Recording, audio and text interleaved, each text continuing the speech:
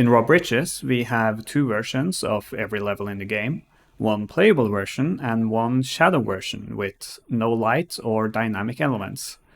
Originally, we only had one version of every level that we spawned in through prefabs, then modified the materials to gradually dim the lights as they faded in. This is slow for two reasons.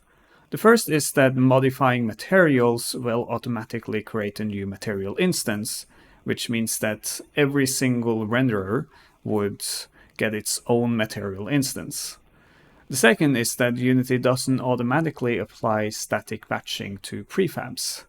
There are ways to get around these problems, like making sure to use a shared material as much as possible, or manually combining static meshes at runtime, but this would still be very unoptimized. So I ended up writing an editor script that took every single prefab and spawned them into the same level and marked them as static.